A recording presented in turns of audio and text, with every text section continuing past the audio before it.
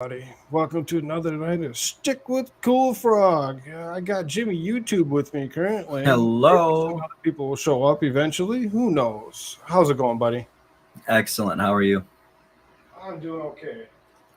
Super duper. Hope the kids are doing out, or excuse me, the kids are doing well out in the comment section there. Yeah. All 10 of them. Oh, never 10 mind. whole It's zero. viewers? Bro, imagine if we had 10 viewers up in here. I'd be giddy as a motherfucker. Right? You're coming in a little quiet on my end here. I'm trying to make sure that the stream's actually working. Oh, okay. You want to go ahead and show yourself out? Absolutely. You can follow me here on YouTube at Jimmy YouTube, or you can follow me over on TikTok.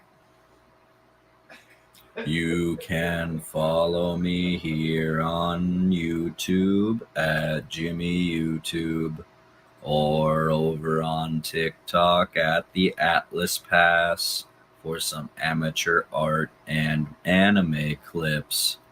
Or if you'd like, you can follow me on Twitter at Real Anime Rich with underscores and capitalizations. I don't really say anything on Twitter, but if you'd like to follow me over there, I repost a lot of stuff.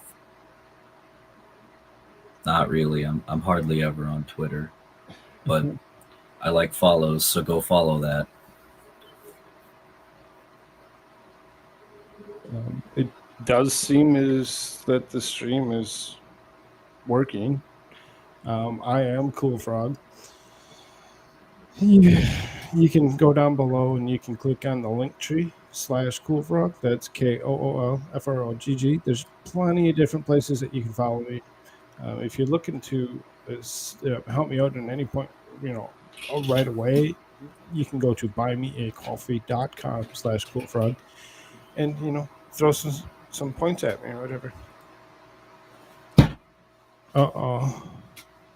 So it looks like the American Shirts is not going to join us tonight.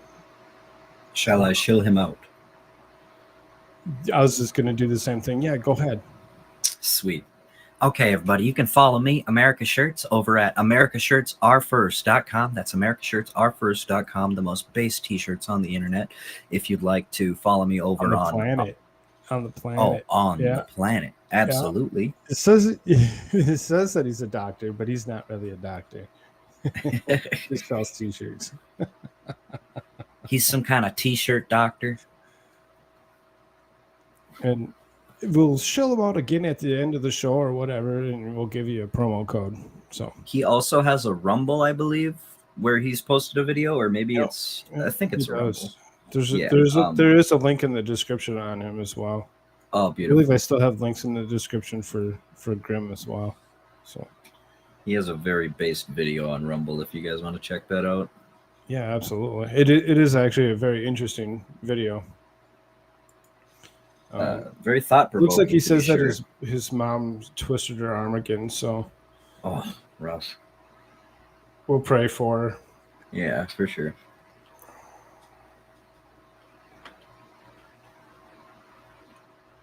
In nomine Patris Spiritus Sancti. So I hope she feels better. Yeah, for real. That being said, I did invite a couple other people if they're interested in coming in here and joining us for whatever reason. They can always hit up that link that's in the in Discord. Come join us. So that being said, tonight's topic's Breyer to retire. Who's next? Kind of kept it as an open-faced question because there's potentials of other justices that may actually step down before the next 3 to 7 years that we have potential Joe Biden. No frickin' way. Yeah, it could just happen, where he could actually be, appointing more than just the one. You ever heard Uprising by Muse? That's going to be our country if Joe Biden's president next term. I'm with you. I hope he's done after the term. I really hope he doesn't actually continue. I mean, and hopefully it actually kind of starts falling the other way as opposed to it being anybody else for that matter. So We again, just don't need another Democrat, and people need to realize already. Sorry.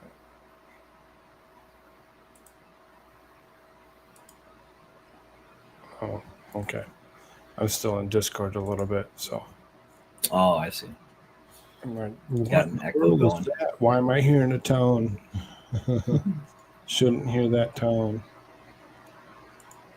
Oh, you're getting a little feedback? Yeah, I caught a tone off of somebody leaving. So, first video, it's Justice Stephen Breyer. And he's going to actually stick around for a little bit through the end of his term or whatever, which comes up, towards the end of this year. Hello, my name is Stephen Breyer. I'm a Justice of the United States Supreme Court, and today I want to encourage you to fill out your census form. That comes from the Constitution of the United States. It says that every 10 years, the government will take a census counting the number of people, and a lot depends on it. How many representatives your state has in Congress depends on the answers to those questions, and more than that. New York has been going through a very difficult time with coronavirus, just terrible. And the amount of healthcare aid, 2 fucking years ago, of hospital aid, of emergency aid, of school aid for New York and for every other state depends upon the answers to your questionnaires.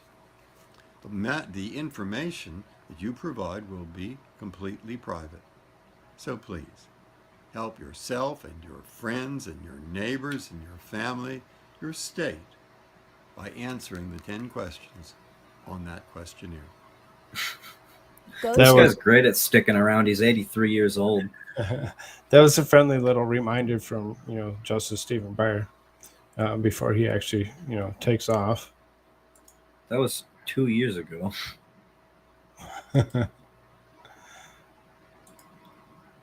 It's fine. He doesn't have anything to say this year?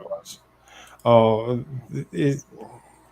I was looking to see what else they had, but there really isn't a lot. It really comes down to, let's see what that one actually points some other stuff out.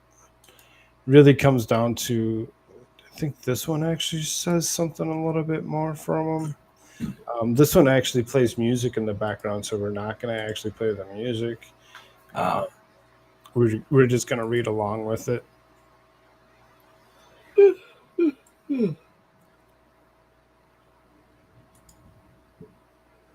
Stephen Breyer reportedly retiring from Supreme Court, paving way for Biden's first nominee. Like it says, first nominee. So, U.S. Supreme Court Justice Stephen Breyer retired from the bench this year after more than 25 years, NBC News reported Wednesday, which was, today. I got the next one. Opening up a vacancy on the Supreme Court for Joe Biden to fill, while Democrats have narrow control in the U.S. Senate to confirm his chosen nominees. Right. There's several nominees he's actually going to potentially bring in on that. Which we will be getting into. Mm-hmm. You're up. Breyer will reportedly retire this summer at the end of his current Supreme Court term.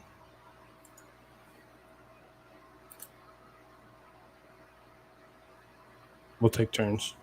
Sweet. It's blocked by the user bits here. I think I can change that. It might make it too small for you. There you go. Citing anonymous sources familiar with his thinking.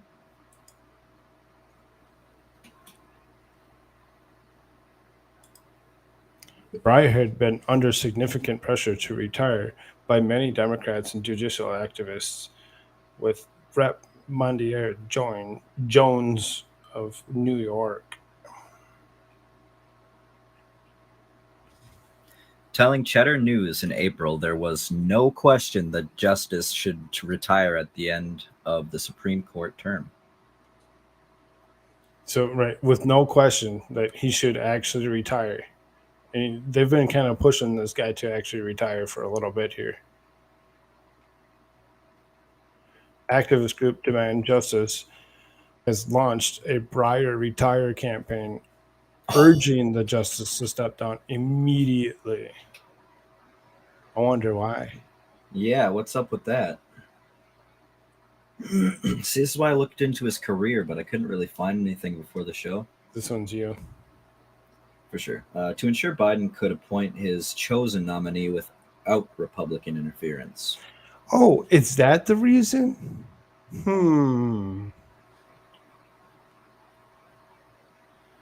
And that the left-leaning Breyer be replaced with a Democratic appointee. The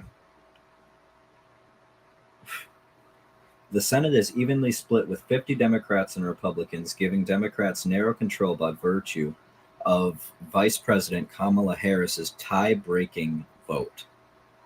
Right, because she's the vice president, she's the president of the Senate. So if it comes down to a 50-50, she's the tiebreaker. Yeah, because she has weight in her words, like Americans care about what she says. Meaning, if one Democrat had unexpectedly no longer serve, unexpectedly no longer serve, Republicans would have the majority again, making the need for Breyer's departure from the court more urgent in Democrats' eyes. Breyer had not previously given any indication he had planned to retire or commented on his retirement plans. And did not mention the topic during a recent address at Harvard Law School in which he advised Democrats not to add additional justices to the court. Right, because packing the court's a boneheaded idea. And even he knows it. That's the words of your president, Joseph Biden.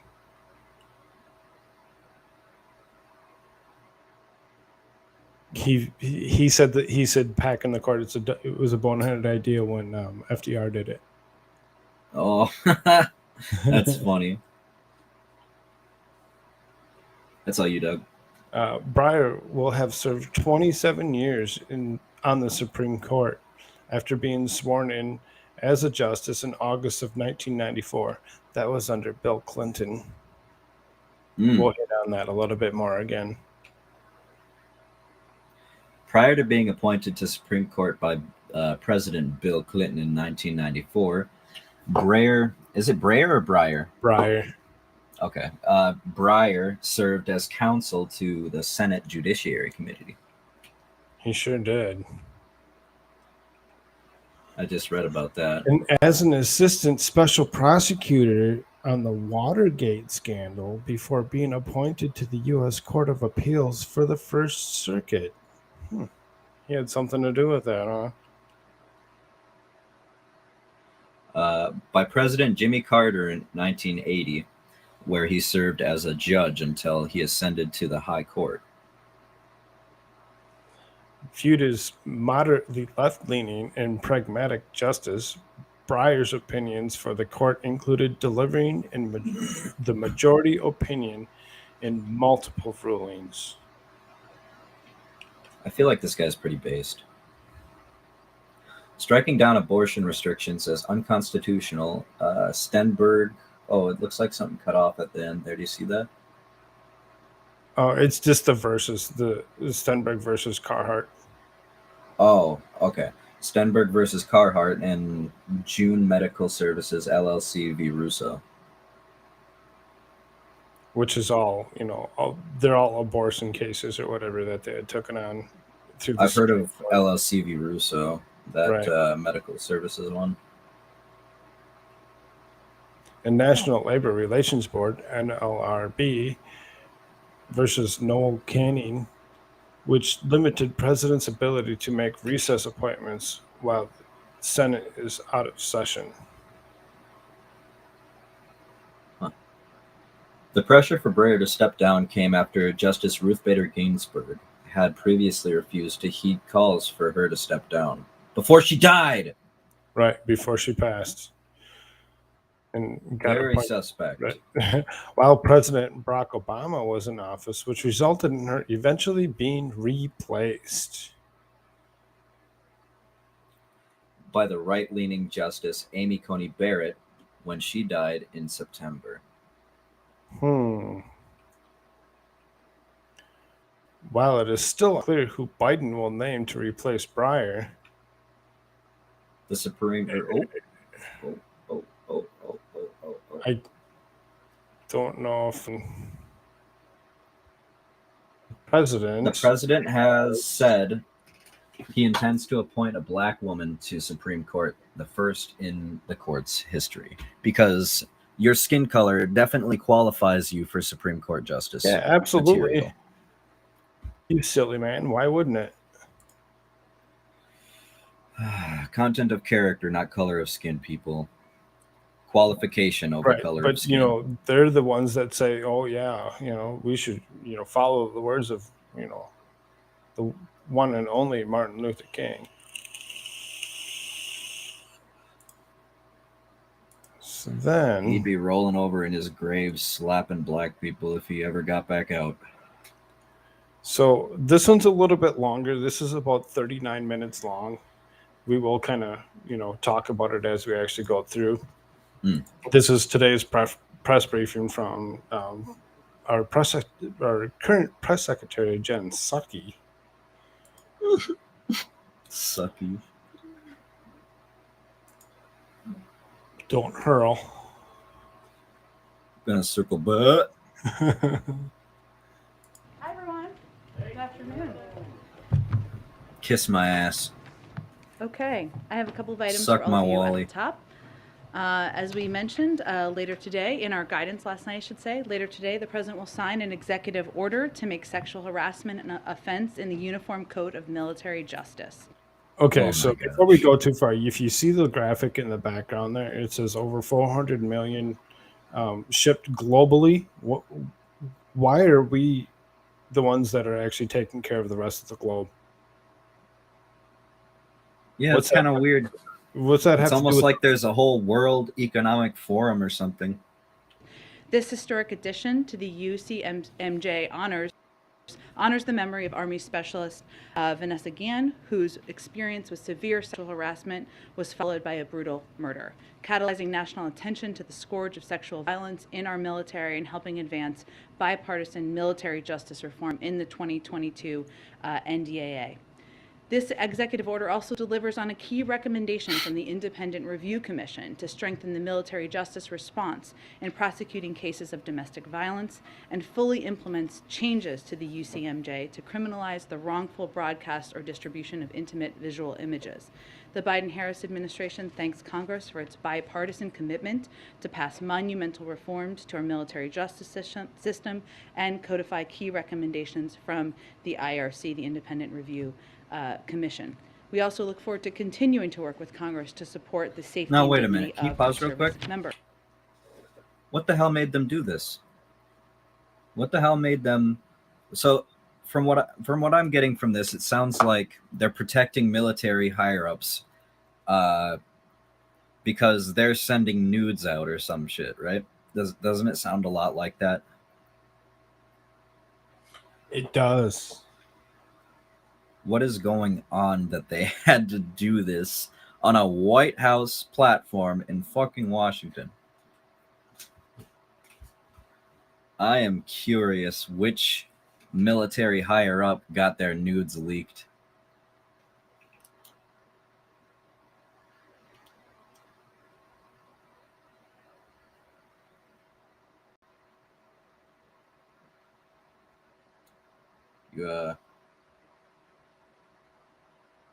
What are you thinking? Oh.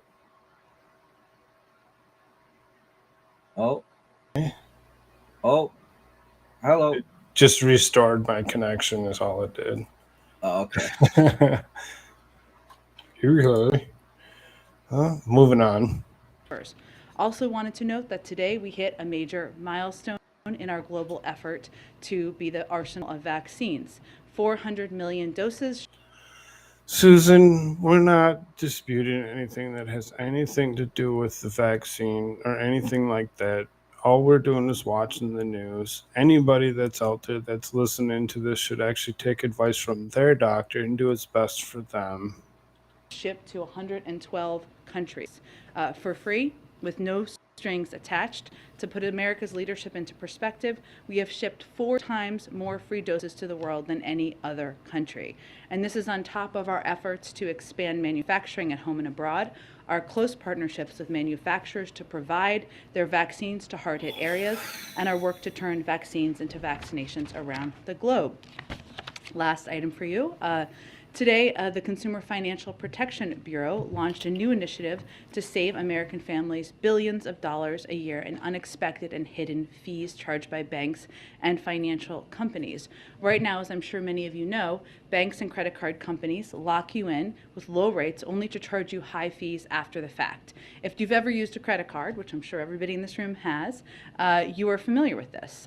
How can she be so sure about that? That everybody in that room has used a credit card. Me personally, I don't have a credit card. Yeah, me neither, dog. I just go debit. Fuck killing Exactly. people. Why would I Why want would to pay you- for something 2 or 3 times? Well, it's the same thing I with can't loans, afford right? it. I'm not It's going like, to go buy it. why would you willingly owe somebody else money? Why? Right. I mean, I understand the need for, a higher credit score or whatever, and, to pay your bills and whatnot. But if Get a you house. if you can't pay your bills and, for whatever reason, credit cards really don't really help with that. They just it's a revolving credit. So, I mean, the point of your credit card sometimes can be a little ridiculous. I mean, I understand, if you're in a pinch and you're like, oh man, I just need the money. I need to pay for this right now. Somebody's just going to have to wait. That's the way I say it. You're familiar with all those extra fees, balance transfer fees, late fees, and more. They add up. Collectively, the CFPB estimates that these junk fees drain tens of billions of dollars per year from American families. Consumers are already starting to feel the benefits of the CFPB's work. Again, in this we're space. not After really the here for CFPB what published she a really report on has to bank say overdraft fees until in the December. questions Many come. large banks, Bank of America, Capital One, and Wells Fargo, announced they would Oh, reduce good, then or I can eliminate trash some of this these ginger fees. That's an bitch. important start, but not enough, which is why the CFPB is interested in hearing about everyday You're awful. Americans' You're okay experiences with lying to the unexpected American fees. public, and This you've latest sold out your initiative by the soul CFPB was for previewed money. at this You're a week's, horrible, She's awful, actually been terrible part of human the being. And it's just one Obama of the ways we administration, are, and then one of after the she was steps done we are with the taking Obama to go after administration, she excessive fees actually that worked companies for use just to hide Obama the true himself. cost of products. From airline So, I mean, tickets to she's high-speed been internet services, around that agencies are side of the planning government for some internet time. service fees, I should say. Agencies are planning actions over the coming months that will make prices clear up front so that consumers can save money by choosing the best deals for them. Let me say one other thing. I know there is a lot of news out there today, so let me reiterate something that you heard the president Why say. fucking listen and to I you if also you're not going to said give accurate over Twitter. information? It's always been the God. decision of any Supreme Court justice, if and when they decide to retire, how they want to announce it, and that remains the case today. So we are not going to have additional details. You are always welcome to ask any questions you like at any time, and there's a lot of news out there, but I just wanted to say that at the top. Josh, go ahead. Thanks, Jen. 2 subjects. So let's say hypothetically. It's all a fucking farce. It's a farce. I hate this so much. I hate everybody in this fucking room. I don't care I who like it is. this guy I hate right them off all. the bat. Nope, fuck him. Fuck him for even engaging with this woman because she's Go just ahead. gonna lie. Thanks, Jen. And they know 2 that. subjects. I'm sick and tired of So this let's shit. say They need to get the hell out of this system and fuck her. Fuck all this shit. I'm done with it, bro. I'm so done with the lies. I'm so done with all this shit. No, They I'm need to with get you. their facts I'm with straight you on and that. fucking put out the We got things that they 39 need to say to the American public. We got 30 some odd minutes of questioning. Ooh, what in the world? I got a bot. I'm gonna go out for a smoke real quick. I got a calm my bot. ass down. I got a I gotta bot. calm my ass down. Somebody go take care of my bot for me. a Supreme Court justice was to retire and announce it on his or her own terms, does President Biden plan to honor his pledge to nominate a black woman to the court? Well, I've commented on this previously. The president has stated and reiterated his commitment to nominating a black woman to the Supreme Court, and certainly stands by that. For today, again, I'm just not going to be able to say anything about any specifics until, of course, Justice Breyer makes any announcement, should he decide to make an announcement. Okay, secondly, on Ukraine.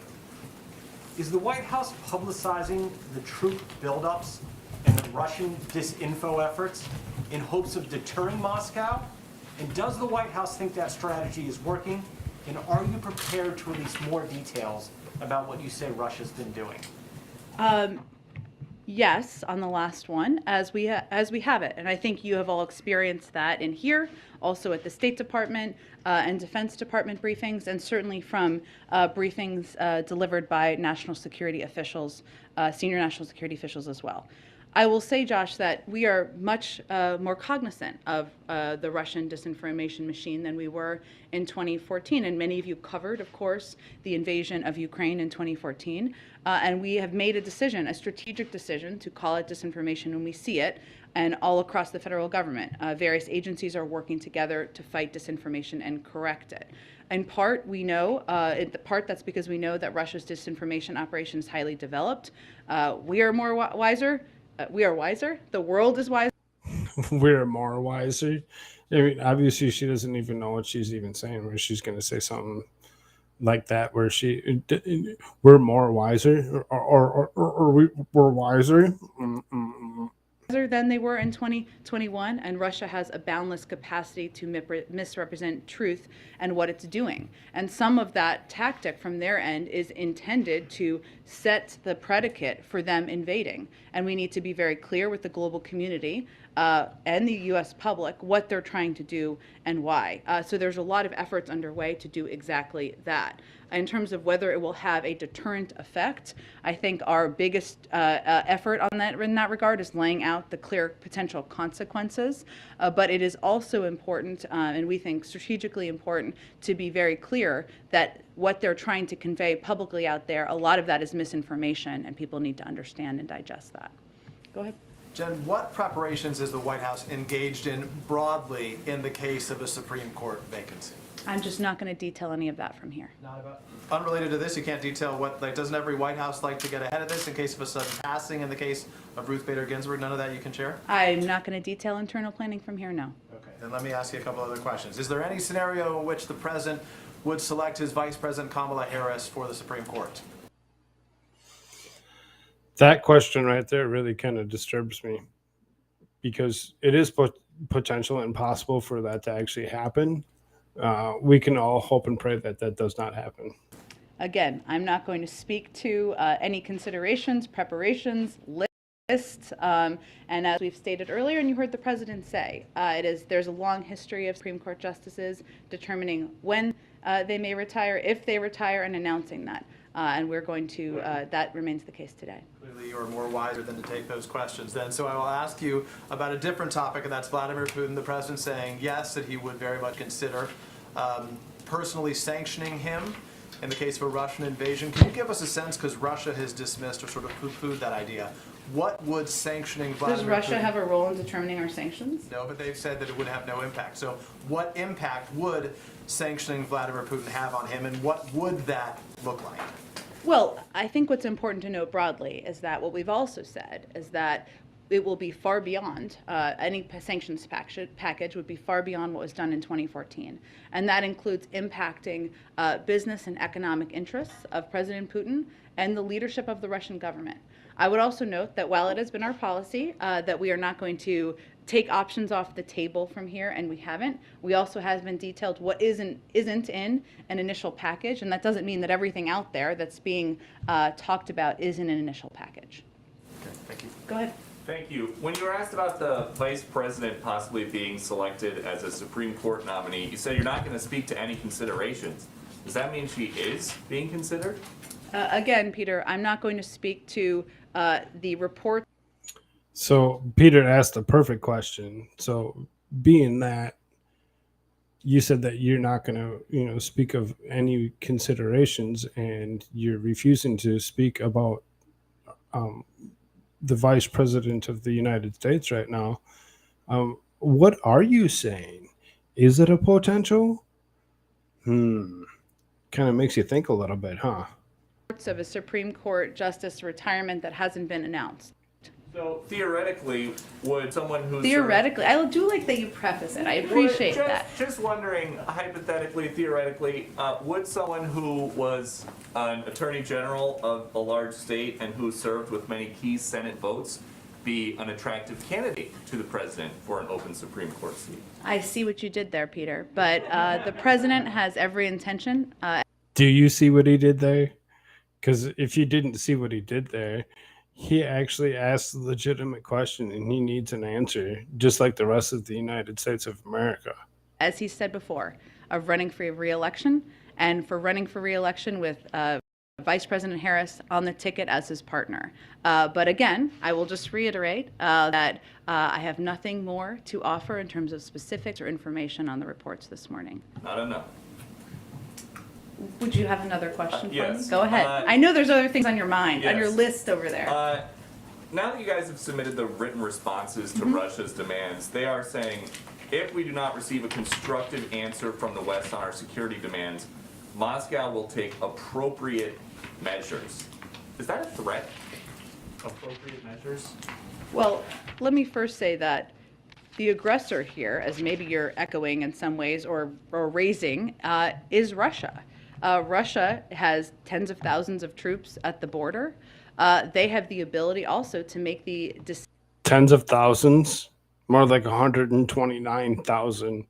decision to de-escalate, to bring troops back from the border, to participate in good faith in a diplomatic conversation, and that would certainly be our preference.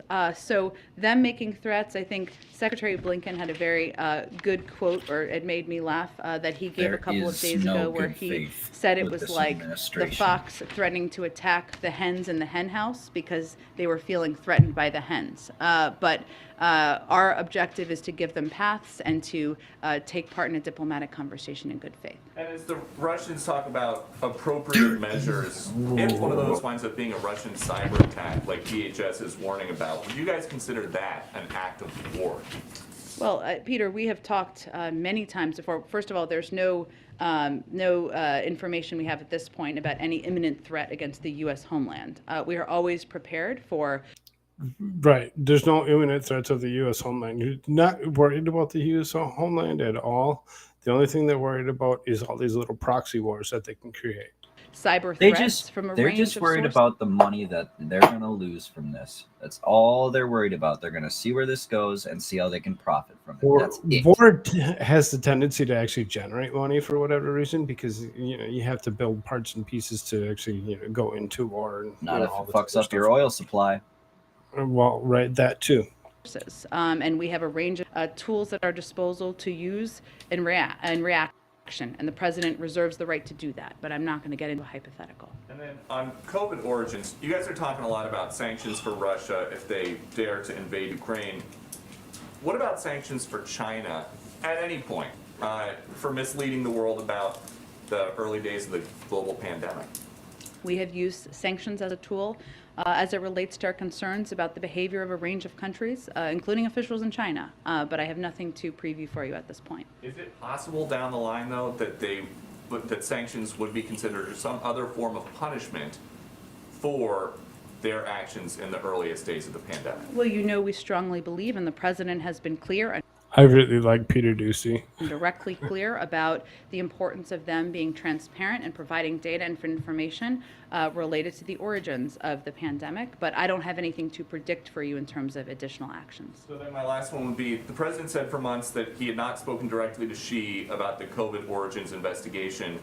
Now he says that he did talk to Xi about it, but nobody else was there. What's he here for? Some gotcha? He knows she's going to lie to him if she has an answer. What are you getting at there? Are you suggesting the president wasn't being honest about? Yes, that's exactly what he's getting at, that the president wasn't being honest right away. his own conversation with Xi? No, but the story did change. For months, he was asked about it, and he said that he had not directly asked him about the COVID origins We investigation. don't share every detail of every diplomatic conversation. You know You that. share The fuck pres- all. But we have these people asking you these questions at press briefings for a reason, because we as Americans deserve to know exactly what's going on. But The they're gonna lie US anyway, so government why are does we showing not up? does not work for themselves. They work for the people. If the government doesn't work, the people must replace the government. And obviously, we're almost to that point. Oh, we're past that point. We're so past that point that the United States population needs to stand up and say F you and take over this bullshit. I'm so sick of the crap of this pathetic administration. President answered a direct question just a week ago, or I think it was a week ago. And I'm not saying that the previous administration was any better. They didn't do anything really when it comes down to it. They did the same kind of crap. At least they told Just the as well as goddamn truth. Right. Just as well as the administration before that and before that and before that.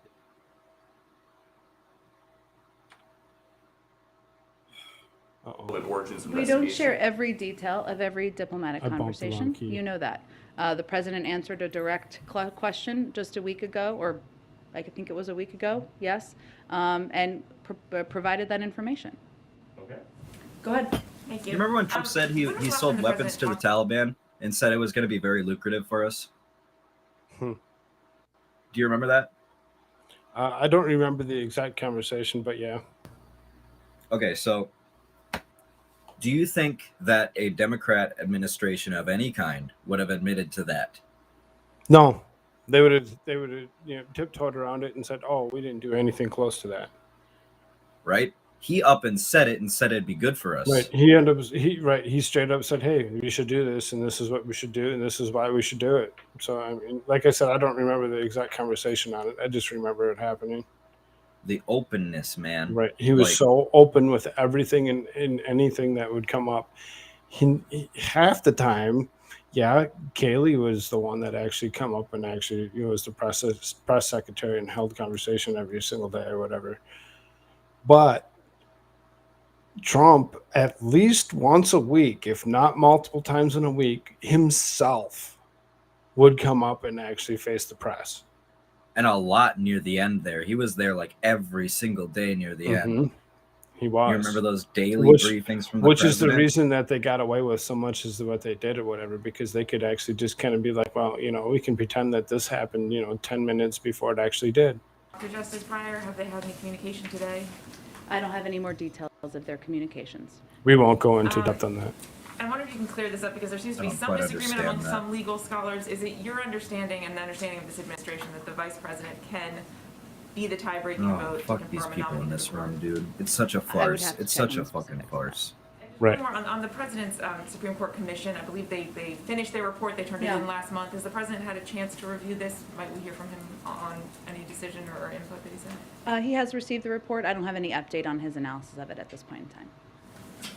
Go ahead. Stop shaking your Things that are head. completely different. Okay, The let's China- go there. The China bill. Yes. Oh, which don't the you president fucking last smile night either. in his statement said so much in the House. Will What are you likely smiling burn about? in getting You got this something to thing that smile about in your 3,000 administration right union. now? What are you looking at? Support in the Senate vote, right, in the Senate version, that our objective is certainly remains. As you can tell, I kinda skipped over the ensuring question. that this timeline for you, supply chain issues and compete China with pass that is important and impaired cars, as we know, which is leading to 1/3 of the inflationary pressure out there. Country I don't mean outcompete to their derail global your segment, man. This chick just foreign- really Sort of gets to me. Similar to the infrastructure bill, take along even the pressure. See that? That both the House and the Senate have indicated that legislation increasing and improving and making sure we're more competitive in communities across the country is not a partisan idea. So we are hopeful about that process moving forward quickly, and the president would certainly like to sign it as soon as possible. And then one more on this bill too, that is a difference between the House and the Senate version. The House version published last night had this outbound investment screening mechanism that wasn't part of the Senate bill. It would potentially block investments in countries like China. Does the White House support this provision, and will you fight that that's going to make it in the final package that's reaching the president's desk? I'm not going to get into specifics of the bill. I would tell you that So we are basically, in what she daily just said is that bill will actually kind of change again, most likely.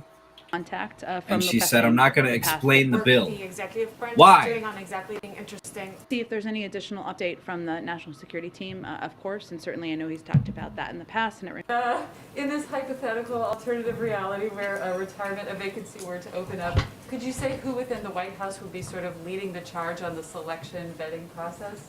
as the president said, I'm sure that if and when there is an announcement by Justice Breyer, there will be more to be said. And we'll have more conversation in here. I'm sure he'll have more to say, but I'm not going to have anything more for you at this point.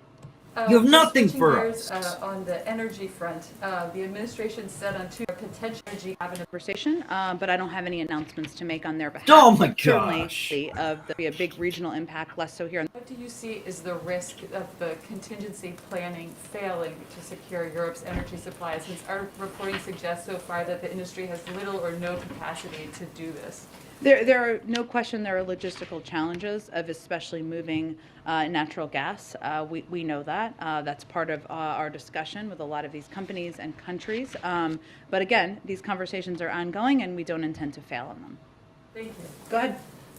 A number of lawmakers sent a letter to the White House today, including Chuck Schumer and Elizabeth Warren, asking the White House to release the memo that the Education Department Student loans since the president took office over a year ago.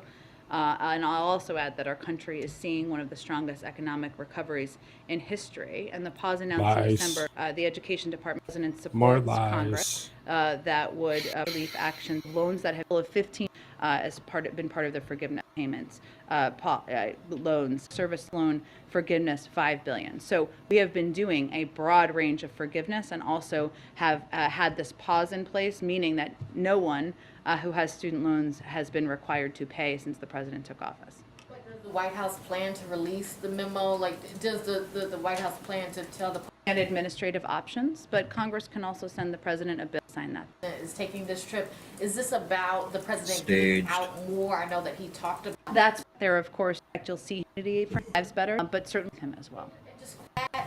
Is that order coming out because Staged. indeed, like, And the recommendation of the Department of I'm Justice. looking for the. Colleague Sure. on the radio network who wants Here to we know go. if you have any update on the launch of Build Back Better World, which was supposed to, I guess, be implemented earlier this year. Oh, Build Back and Better would World. release She income ain't from gonna aspects answer of you on scouting that. projects for Build Back Better World. I'm happy to check with our national security team. We have talked Yep, there was an around answer. get more. CEOs I have about to Build check Back on that. Better here. Is the strategy now with sort of the president talking about breaking it up in chunks potentially? Strategy looks to be for It was not the basis of a negotiation package, a big leaders, and I think you heard a number of them speak with some of you afterwards as well. What that any of them at a senior is a big has not manufacturing industries here.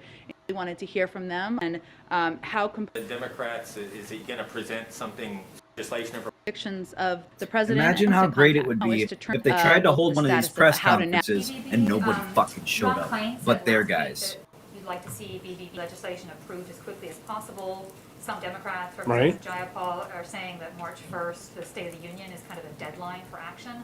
Does the White House see it that way in terms of the time He very much wants to see the child tax credit extended, and you've all heard him talk about how proud he is of the expanded child tax credit because of We the won't get impact it into had that. on cutting childhood poverty by 'Cause, 40%, you for you giving can people some do extra what you want breathing room. and, you know, give And there's out some money as recent much as you want, studies but and this, evidence by that the the child time, you tax know, credit helps people working file their families in the taxes, they're gonna be development, off the upset. and legislative forward, and what that looks to make its way through the Senate? Is there any concern that that could crowd out priorities like Build Back Better and make it that much harder to get something done here? good. And in the back, is it about the Supreme Court? No, actually, Oh. no, I'm not part of this bunch. The president earlier this week said he talked to all NATO leaders. President welcome the support to every country has changed. Security situation would have been. I thought there was another question that come up from Sustainable was an opportunity international institutions, Haitian about SCOTUS. That's the reason that we're here tonight. We're not here for the rest of it. People believe that government spending is a big factor. Let's be honest, the this is the current Peter out of Ducey show. Concern. Who's saying it's not paid for? Because there have been a range of economists saying it's entirely paid for. And that has been a priority for the president. It has also been just because some economist comes out and says, "Oh, it's already paid for," doesn't mean that it's already paid for. Included by It's a number like of those Nobel doctors, laureates quote and unquote, that came out experts against and Joe everything Rogan. else. Well, something being entirely paid for means that part of that is the highest income Americans, that companies would be asked to pay a little bit more. That has been part of the proposal and part of reforming. So wait a minute. If it was already paid for, why does somebody have to still pay for it? A tax system to make it more fair. They're also not expected to contribute to future inflation. Nothing is fair about this. Ukraine, obviously he served on Senate Foreign Relations Committee, he was vice president when Russia invaded Crimea. He oversaw the end of the war in Afghanistan last year. Can you just talk about how those learned? We talked about ideas and the true range of state random in the United 14 and 2016, the president's, and to the fact that it is not. Last week, the thing launched the FBI standing of Russia, just one part. I'd also say alliances and partnership front and center, and as the form, we believe that's going to engage strong order. And can I also ask about the China competitiveness bill? Sure. Or is there beyond the first accurately reflects America's demographics?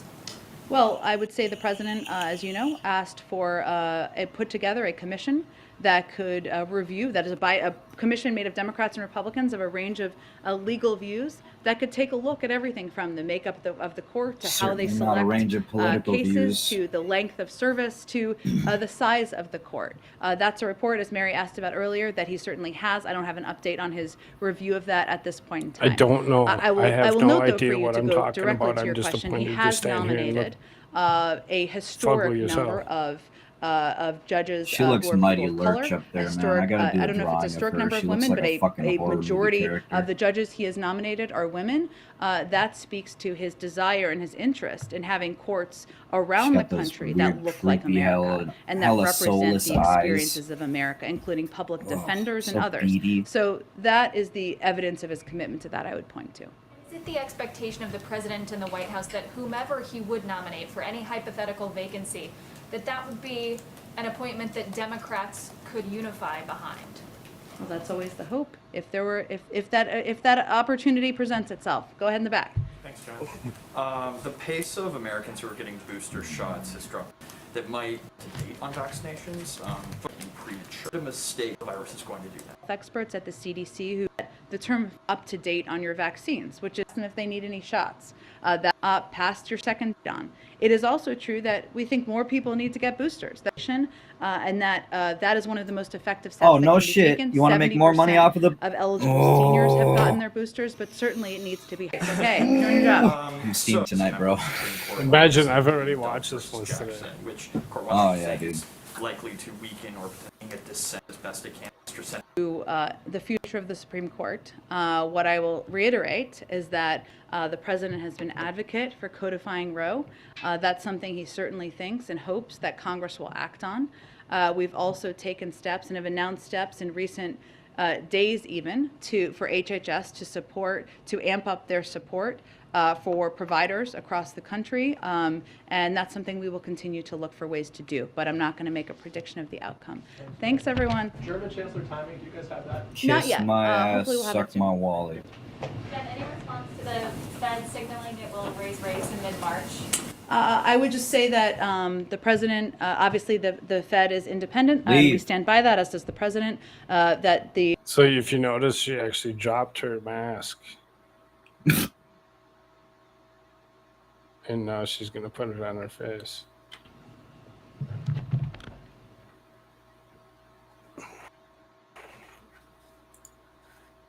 Yeah, because as long as you're 6 feet apart, it'll be better for you, right? Because air doesn't circulate around a room. Well, they changed that. I think it's 3 feet. I mean, again, I don't know. Susan, we're not disputing the fact that COVID's real or anything like that. Anybody that has that knows anything about anything should actually go see a doctor and do what's best for them. On to better things here or whatever. Here's an experiment to do at home, kids. Vape out of a mask if you vape. Vape out of your mask. Like, take your mask up, hit your vape, put it down, and then blow out. See what happens to all the smoke. The vapor, whatever. Right. So these two, they get it. I know this is CNN.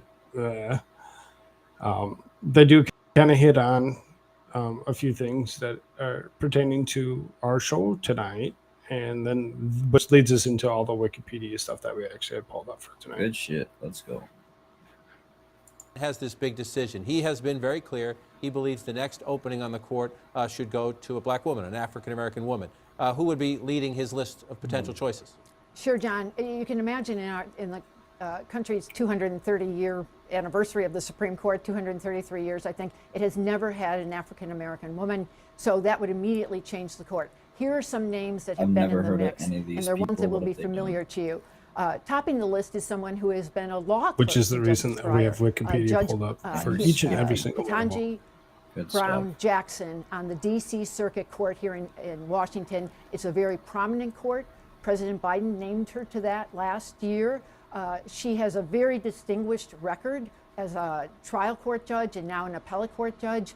She, I think, would be at the top of the pack in terms of her credentials, her background, and so CNN her nice symmetry, her connection as a guessing former clerk to Brown Justice Jackson. Breyer. Another woman would be Deandra Krueger on the California Supreme Court. I'm she's someone thinking else who's highly Wilhelmina. credentialed, who would be maybe in the mix. A possible late arrival to the candidates that the president might look at would be Judge Michelle Childs. She's now on a district court, but she's been nominated recently to the D.C. Circuit, a very prominent stepping stone to the Supreme Court that Chief Justice John Roberts, Clarence Thomas, Antonin Scalia, Ruth Bader Ginsburg, they all came from that court, including Brett Kavanaugh. So I think those, John. The other thing I would mention in terms of how the court could change, of course, it's going to add another liberal, but it'll probably be a different kind of liberal. First of all, someone much younger will now have somebody much younger. So, much younger. These are lifelong appointments. Does this lady give you Pelosi vibes? Yeah, kind of.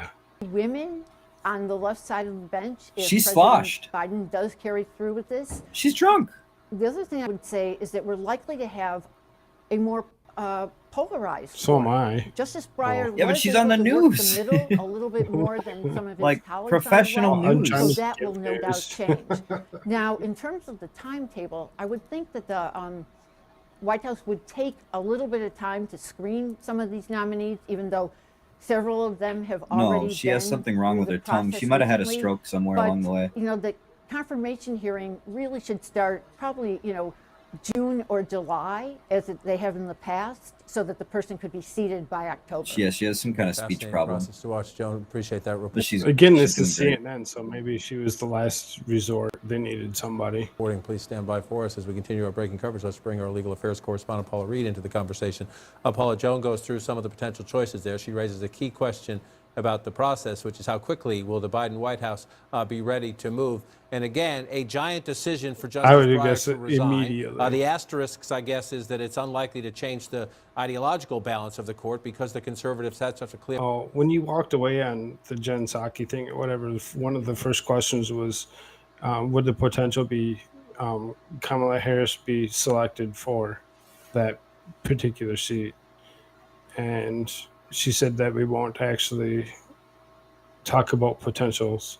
A majority, but still, this is a giant shocked. choice for the president and a giant change in American legal life. Absolutely. This is So, one of the biggest though decisions they that a showed president whatever 7 different people there, there is an 8th. can make. A justice Good to can know. serve for decades. Their decision can last for generations. We saw with former President Trump, he was able to appoint 3 conservative justices, really change the balance of the court. He said himself multiple times it's one of his biggest legacies. But as you said, time is of the essence here. We know several Republicans have. I did catch a couple things today. Supposedly, Clarence Thomas was upset that they might be. They were hoping that he would be the one that would actually retire. Which that in itself could be kind of interesting. If you look at this group of people here. Which one of these guys is Justice Scalia?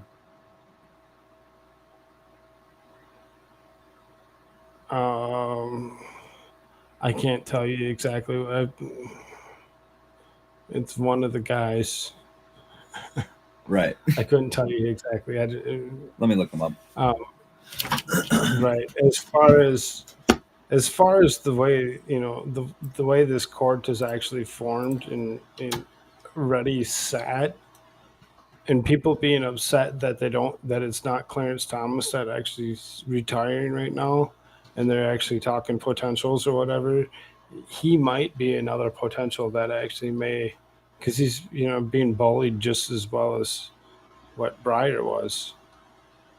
So I don't, unless it's the guy sitting down in the middle or the guy on the left, I don't think he's a justice anymore.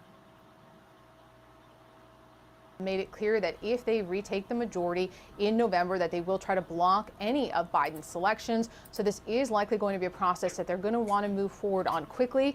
We know, as Joan pointed out, several of these names that have been floated, these are folks who have already been vetted, and that is significant because that's an incredibly time-consuming process.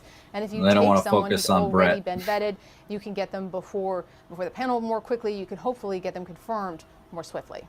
More so, get it that way. Paul, I appreciate that very much. Let's bring in for some perspective our CNN legal analyst, Laura Coates. Laura, you've served in the Justice Department. You understand how a vetting process works. Paula makes a key point in the sense that some of these judges are sitting on the bench. Some of them have Republican votes to confirm them for lower positions. That could be an asset, if you will, if you're expecting a bruising battle. You have a 50-50 Senate, and you would like, and President Biden that's my would like, as a message to the country, to get at least a few Republican votes if, and I emphasize the if, possible. I went and blocked it and timed it Well, out. it certainly would add to the idea if they were now to change their minds because of a Supreme Court opening, it would demonstrate a hypocrisy that someone could be able to serve on a court as sophisticated and well-known and revered as I'm just the excited DC I had a Court of bot. Appeals or any other appellate court in this country, and be prepared to do that, but somehow the rules change in your ability and your intellect when it goes to the Supreme Court of the United States. The proximity from which somebody like a Judge Kitanji Brown, for example, to an opening the Supreme Court would really point out, well, why was it okay in this court but not the other? And I remind people that there have been more than one Supreme Court justice to come from that. And I think one of the questions people might have is the length and tenure of some of the names that are being floated on the appellate benches. I remind people someone like a sitting Justice Amy Coney Barrett had a relatively short tenure as an appellate judge before going on to become, obviously, a Supreme Court justice. And so tenure is not going to be the issue, hopefully, that it was in the past. But overwhelmingly, think about these what guys this really hate means. each other. Not only Every was one it of the them. exercise of the prerogative of Justice Breyer, who, John, as you know, and we've talked about this before, has been really persuaded, shall we say, to retire because they wanted the opportunity to have somebody to be appointed. Is that Clarence and Thompson, when he came in, it was a very different era. I mean, Thomas. Senator Orrin Hatch and Bill Clinton had a conversation. He's kind of joking with one of them, Bader maybe. Ginsburg and Stephen That might have been Breyer fake as as hell. both very viable candidates. And think of where we are right now, where we're even thinking of the prospect of what bipartisanship would look like. And it comes as no surprise that at a time wrought with the tension we have, with very key cases there, that who will sit in that seat will be very important, but might not change the ideological balance of the court. It's more like what happened when, say, Justice Scalia left the bench and was replaced, so to speak, by somebody with a similar ideology, but it would still be impactful nonetheless. Well, let me ask you, this is a much more of a personal question than a legal question. But if They won't focus on Kavanaugh. The potential nominees to replace Justice Breyer. We know President Biden has said if he gets a pick, his first pick will be a black woman.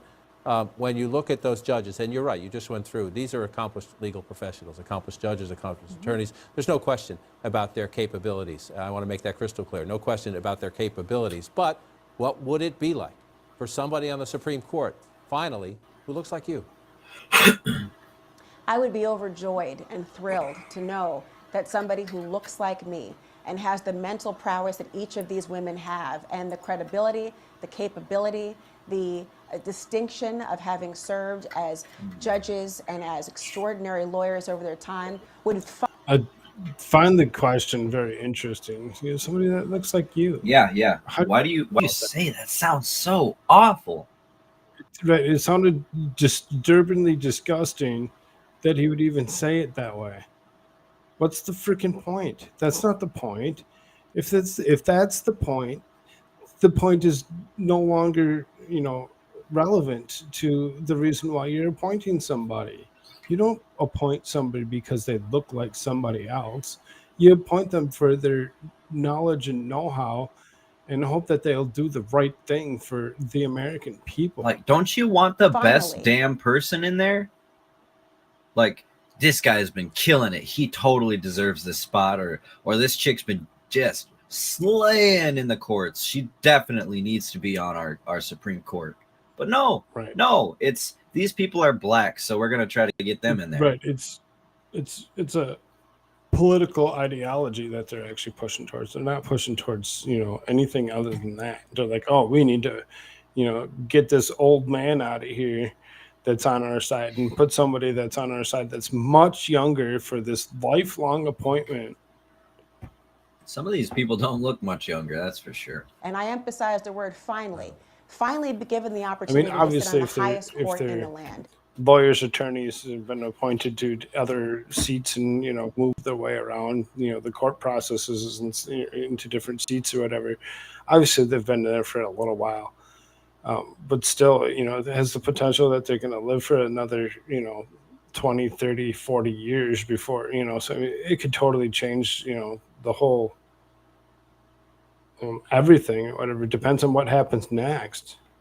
And it's not something to be taken lightly. When we talk about the many decisions that are before the Supreme Court of the United States, I never had the luxury of leaving any part of my identity at the door before I walked into a courtroom, walked into a boardroom, walked onto these very sets on CNN. I brought with myself the entirety of being a black woman, the lived experience of what that's like in a country like this. And I think it's incumbent upon our country to recognize that if we do not bring all of America and the holistic views of people, including black women, then we are doing a disservice to any objective evaluation of laws in this country. Just think of what's before this court, just this term alone. The Mississippi abortion ban, where we're talking about discussions around the profound disparate impact of these laws against black and brown women in this country. Oh my gosh, Wouldn't you it be think of great to things have a in black such a woman talking racist about ass these way. issues? How about Can the you pause discussions it? about affirmative action we learned from Justice Sonia Sotomayor? Why do they talk about things like this? They really, really believe that we are so damn different. Right. We're not. Exactly. We're not, but that's what they believe. They need to believe that, because otherwise, if they didn't believe in what they are actually trying to push, they have nothing to actually stand on. That's the only thing they have. So they're going to continue to push their base to see what they can actually get away with. This is just racist as shit. It's like, oh yeah, we need representation in the courts. It's like, do you really? We need more racism. We are all trying to work toward a better country. That's the goal. Right. They're just like, we need more racism. Push it. Push more racism, please. Where she described herself as the perfect affirmative action baby those years ago, describing it unapologetically of the gains and the benefits of having a race-conscious admissions process. Wouldn't it be wonderful to have a black woman in that position as well? It doesn't matter. What they're Right. It shouldn't matter whatsoever, one little bit. But she's going to, that's what they want. holdings will be. But I am assuming that they will She just said the right thing. I'm assuming. bring their entirety with them, and we will be better for it. Will we? Will we be better for it? MLK is just rolling in his damn grave right now, bro. Right, because it goes totally against everything that Martin Luther King was for. It goes against all of it. It's just so disgustingly wrong and unreal what they're actually trying to push. So look around and see where you've come to. This shouldn't take too much longer when it comes down to what we're actually going to go through here. Whatever, it's all it really is everybody's Wikipedia page that has the potential. First, we're going to go through Stephen Breyer's. It's we don't need to do the whole thing. Whatever, we're just going to read some of it so you get the basic gist of what's actually going on. So, Stephen Gerald Breyer is an American lawyer and jurist who has served as Associate Justice of the Supreme Court of the United States since 1994. He was nominated by President Bill Clinton and replaced retiring Justice Harry Blackmun. Breyer is generally associated with the liberal wing of the court. So, however you want to take that, obviously the guy's, been around for a while and he's sided with several different things and taken up his own, choices of, what he wants to actually push or whatever. So, this guy's being forced out. Really, what it comes down to is he's not retiring off his own will, whatever. He's retiring because he thinks that's what's best for, his safety more than likely. Country. They probably threatened the guy. I wouldn't doubt it a single little bit. You can see there's just a point. He's nominated by Bill Clinton, and he's been there for like I said, 27 years.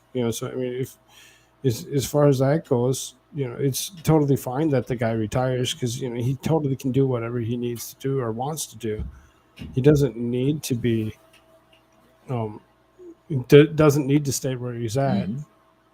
The reason that he's actually doing this, and you can see some of his notables, the reason that I think he's doing it or whatever is so that way they can continue to push their narrative. What does it say about the death penalty there? Yeah, we'll get into that one too. So the abortion one in 2000, Breyer wrote a majority opinion on the Stenberg-Carhart, which struck down Nebraska law banning partial birth abortions. In June, so I mean, he's kind of, he's considered liberal. So I mean, are you able to zoom in on this? It's very small. I don't think people will be able to see what we're looking at on screen.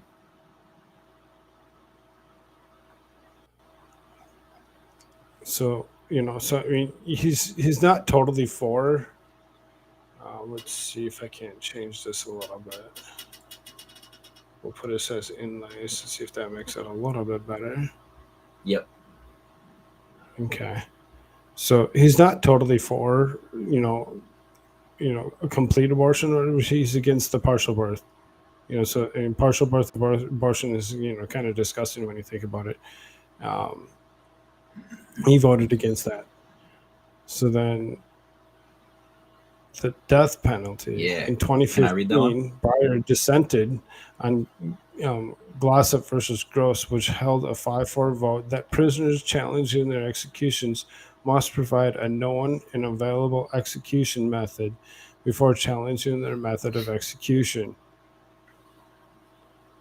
In the dissent joined by Ginsburg, Breyer questioned the constitutionality of the death penalty itself. He wrote, "For the reason I have set forth in this opinion, I believe it highly likely that the death penalty violates the Eighth Amendment. At the very least, the court should call for full briefing on the basic question."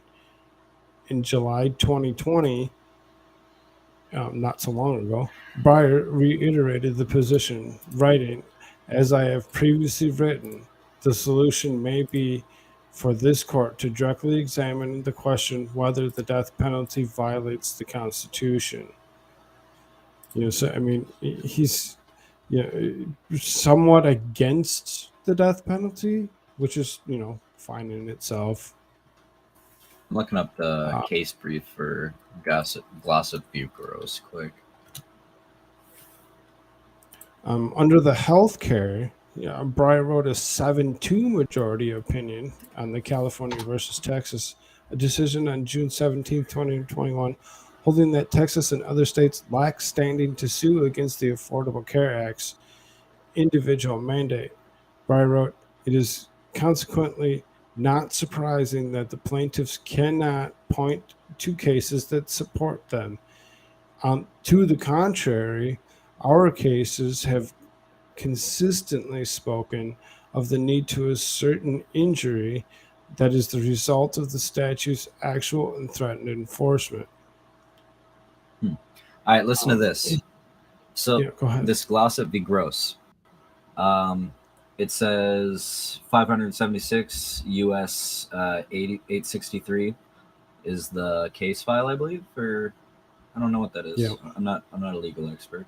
But anyway, it says that it was a United States Supreme Court case in which the court held 5-4 that lethal injections using midazolam to kill prisoners convicted of capital crimes do not constitute cruel and unusual punishment under the Eighth Amendment to the Constitution of the United States. So they lost that case that he was testifying in, but I got an image here. So then, in popular culture for this guy, it says that he appeared in Stephen Colbert's TV show, The Late Show, September 2021. He discussed the Texas Heartbeat Act as a reluctance to retire. So the Texas Heartbeat Act is an act of the Texas legislature that bans abortion after the detection of embryonic and fetal cardiac activity. So he's pretty much, once there's a heartbeat, 16 weeks, it's not, I'm sorry, 6 weeks. So I mean, he was kind of, he's less for abortion than some may actually think from that side of the aisle. Dude, listen to this. So that midazolam thing, that injection, the lethal injection thing, it's an anti-anxiety medication. It'll calm you down until if you take too much of it. It's noted as being objectively intolerable. Holy hell. That's insane. So- they were using an anti-anxiety medication to kill people. Yeah, I mean, what else are they going to use? Freaking, I don't know. You could use any sort of poison and pump it through their veins and kill them quick, right? But it's not how quick, it's how humane you are when you do it. That's pretty much what it comes down to. It's like, this will actually sedate them to the point before they actually pass. So as opposed to it being, like a, whatever, immediate, oh my God, and, they start seizing and they start doing other things or whatever. It's they use it the way they use it for reasons. This seems to have been a really big case, actually. Calling it the torture court. Which is the reason they continuously bring it up. There's even a image here I got that has a needle or whatever, and inside the syringe there's a hammer and there's a gavel and what's the gavel striker thing? Sure. So I mean, it is what it is, really, when it comes down to it. It could be, like I said, they use it for reasons because it's humane way of, killing somebody as opposed to just injecting them with whatever and watching them, go away in pain. Right. So, but like I said, this guy was kind of, really against abortion he was for it, but he was against it after, the 6 weeks of pregnancy. So he was really, maybe a little bit more humane than, he actually had, somewhat of a heart himself where he actually felt for, human beings that were, unable to, help themselves, obviously. So I mean, once you have a heartbeat, I mean, you're not just a clump of cells until you're born. You're actually, more than that. There's reasons why, we do things that we do. They don't understand that. And they're told differently. They're told differently. Right. So potential replacements for this guy, it could be very interesting. So then, according to CNN, their number one potential pick was Kitanji Brown Jackson. So this, as an American attorney and jurist serving United States Circuit Judge in the United States Appeals of District of Columbia, she was the United States District Judge in the United States District. Why did they put that twice? She was the United States District Judge of the United States District Court of District of Columbia from 2013 to 2021. Jackson also been Vice Chair of the United States Sentencing Commission from 2010 to 2014, and a member of the Harvard Board of Overseers. She's gone through, plenty of education. So she was born in 1970, so that gives us a little bit of an age. So then she would be 50, or am I counting right? It's 70, so she'd be older than 50. She'd be 51. Because her birthday isn't until September.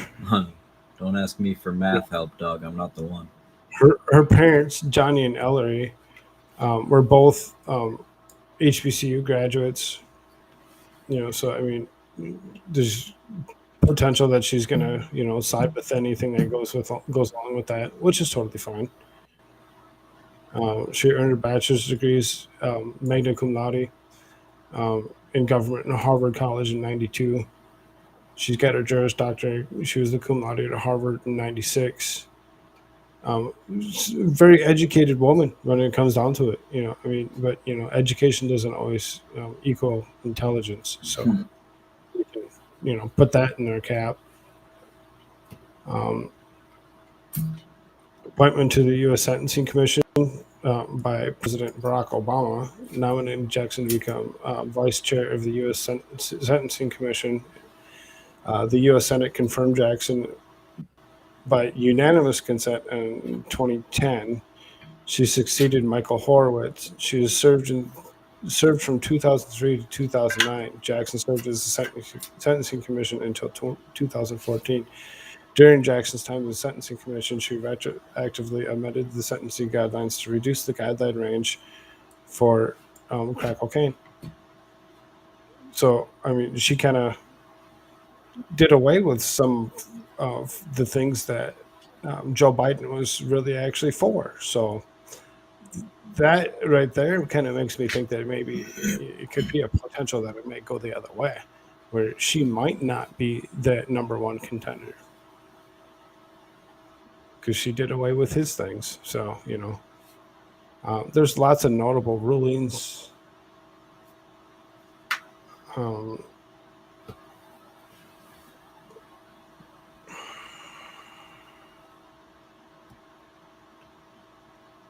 There was one in particular that caught my eye.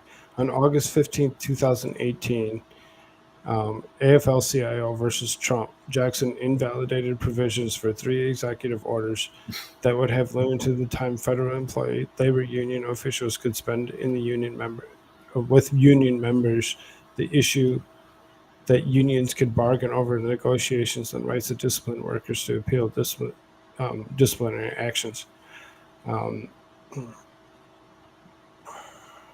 Why would you do that? Right. Why would you vote against that?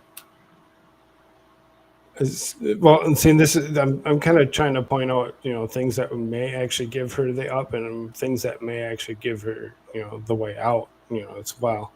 So then in March 30th, 2021, President Joe Biden announced that his intent to nominate Jackson to serve as the United States Circuit Judge for the United States Courts of Appeals on the April 19th, 2021. Her nomination was sent to the Senate. President Biden nominated Jackson for the seat of vacated Judge Merrick Garland, who retired in March 11th of 2021 to become an Attorney General. So, she's gotten quite a few appointments over the last, several years or whatever from both Biden and Obama. And that's probably why they actually think that she's the number one leg up on that.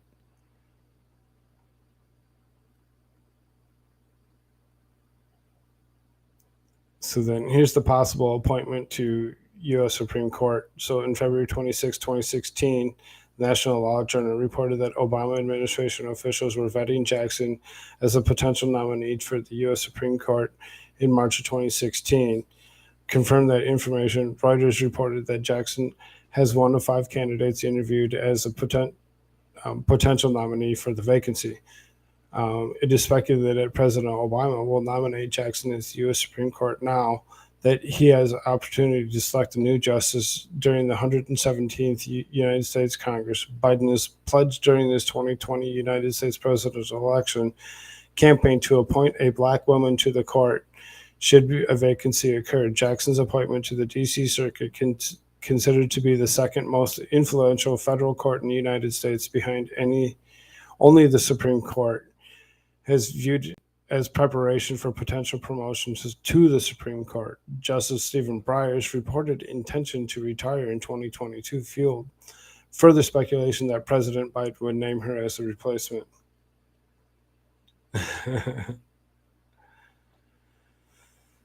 I see your comment.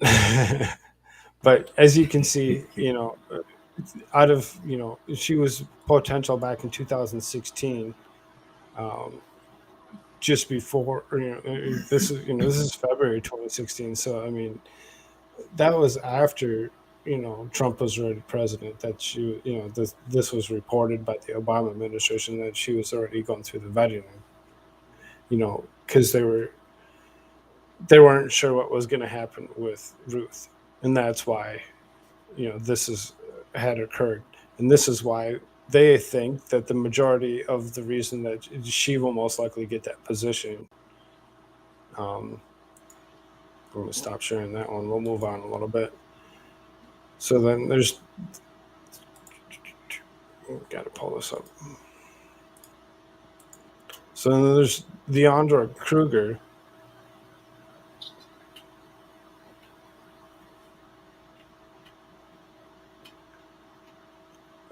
Born as an associate justice, born in 1976. So she would be, these are lifelong appointments that they're actually looking at, So, I mean, if she was born in 76, she'd be like 44. Is an associate justice to the Supreme Court of California and is a former Obama administration official. And there's another reason why they think that she's a potential is because she was already part of, certain administrations that had appointed her to other seats. I went through all of these earlier, trying to read through them to actually get the highlights and lowlights on what was the potentials and why these people would get these appointments, or maybe why they wouldn't. Right? It's a lot of reading. We can switch off reading these things. It's fine. I mean, like I can definitely. There's a difference between speaking it and actually reading it to yourself. When you read it to yourself and you're reading all of these, you're like, oh my god. In 2007 to 2013, Krueger was the assistant to the United States Solicitor General and acting principal deputy Solicitor General. She argued 12 cases before the U.S. Supreme Court and worked on a dozen more, including the landmark case defending the Affordable Care Act. So, she was totally for the Affordable Care Act, which would give her a leg up on that side of it, and why they would actually think that she would be a potential.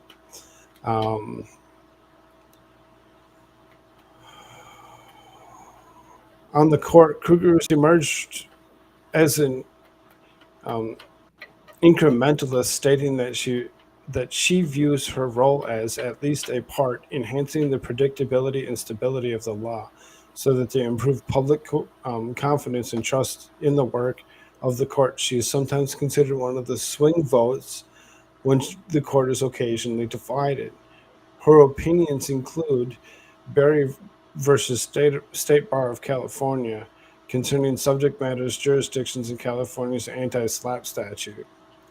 After then, Democratic presidential candidate Joe Biden made a campaign pledge to appoint the first African-American woman to the United States court. Krueger became the subject of speculation as the future court nominee.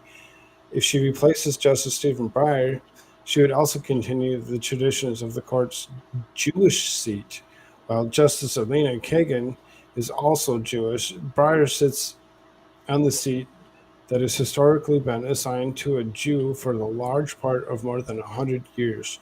The seat was held by Benjamin Cardozo, Felix Frankfurter, Arthur Goldberg, Abe Fortes, and Breyer, but also occupied from 1970 to 1994 by Methodist Harry Blackmun. So that's her potential. Is she's actually the potential to keep that Jewish seat. That for whatever reason, it seems to be a thing for that particular seat, which could be totally fine and very interesting to say at least. When for them to actually make this decision on somebody like that could possibly be what could possibly potentially happen on that. So then J. Michelle Childs. I've actually heard of this one, I think. She's kind of popular when it came down to it.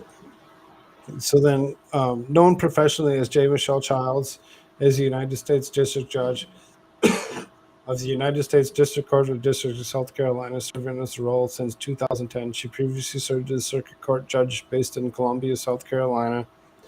She is considered an expert in labor and employment law, having participated in the compilation of restatement of the third employment law,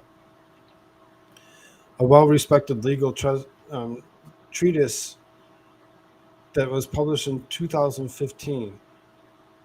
She is a nominee to the United States Circuit Judge of the United States Court of Appeals in District of Columbia.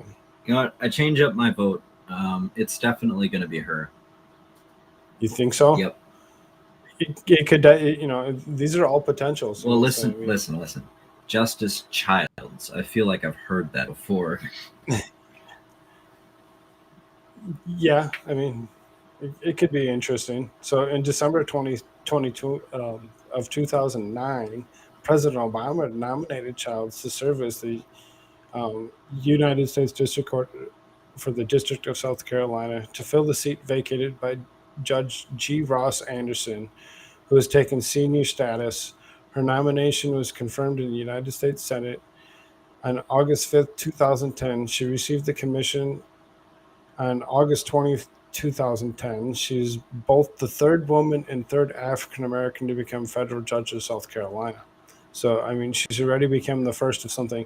Oh, we forgot to forgot her age. Oh, she was born in 66. So she'd be 54. So, I mean, she's a little bit older. You say 44? 66. Oh, 66. She would be 44 or 45.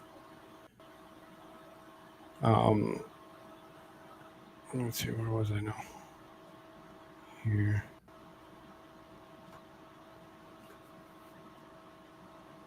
Again, we're only kind of skimming through this, so we're not going to read everything that's in all these because of what it is. Oh, yeah. So then, on the December 23rd, 2021, President Joe Biden announced Childs as a nominee to serve in the United States Circuit Court Judge in the United States Court of Appeals in the District of Columbia. On January 10th, 2022, her nomination was sent to the Senate. President Biden nominated Childs to the seat to be vacated by Judge David Paddle, who will assume senior status upon the confirmation of the successor. Her nomination is pending before the Senate Judiciary Committee. So, I mean, hasn't quite hit this nomination that she was already nominated for. So, being that she, to me, makes it seem like she's not the potential, being that she's already being nominated for something else and they're waiting to actually push her through. So she's still pending on that. Yeah. And that's why I'm against this being that thought that you actually had that she might actually be, which though she isn't, that is still, the nomination's still pending on that. There could be potential that she, they could just drop that nomination and actually renominate her for this seat, so there's plenty that could, happen. I think it'll be her. But I see what you're saying. That does Right, throw a and wrench in it a that's the little only bit. thing that made me think, different on her seating or whatever, that she's already nominated for something. Why would she actually get that seat?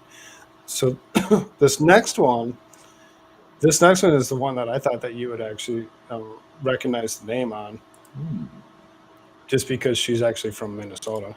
Oh, really? Uh-huh.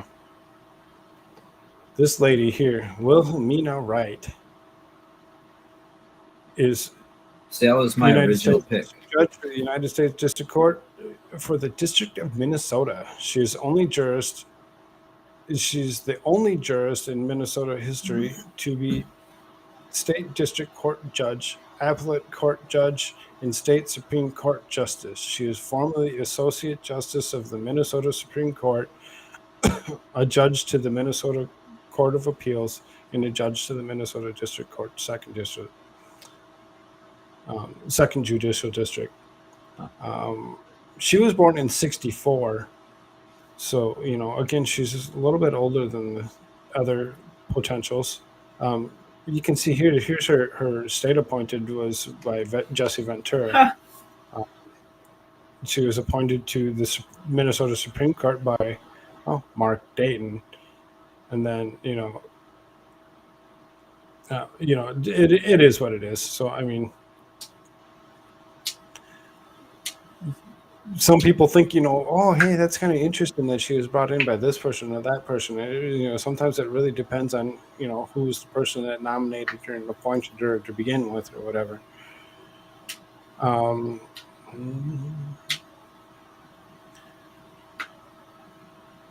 In February 2015, Amy Klobuchar and Al Franken recommended Wright to be on the federal bench. On April 15, 2015, President Barack Obama nominated Wright to serve as the United States District Judge for the United States District Court of the District of Minnesota, stating that he was confident she will serve as the federal bench with distinction. She was appointed to the seat vacated by Judge Davis, Minnesota's first black federal judge, who took senior status effective August 1st, 2015. Wright was ranked unanimously well qualified for the federal position by the American Bar Association after a hearing on July 22nd, 2015. Her nomination was reported to the Senate Judiciary Committee on September 17th, 2015. Did they list what hearing that was? What's that? Did they list what hearing that was? Oh, this is for the nomination for the Senate Judiciary Committee. Oh, I see.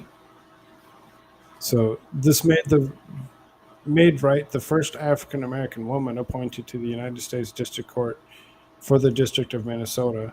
On January 19, 2016, the Senate voted 58-36 in favor of confirmation, and the vote included 14 Republicans. During the confirmation, Amy Klobuchar called for the seat vacancy a judicial emergency. She took the oath of office for the federal court on February 18, 2016. Wright continues to serve as the U.S. District Judge. So you can see January 19th, 2016. I wonder what day was after that. Do we know our dates? Do you know what January 20th, 2016 was? No. First day of President Trump. Oh. Oh, that's why that was a judicial emergency. No, Lord. So, it is what it is. We can contemplate and we can think about things and we can actually kind of wonder why, certain things are actually pushed the way they actually were. Well, that'll tell you the way she'll go. So then personal life and involvement. This is the one that got me or whatever. Wright is married to Gold Lab executive Dan Schmeckle.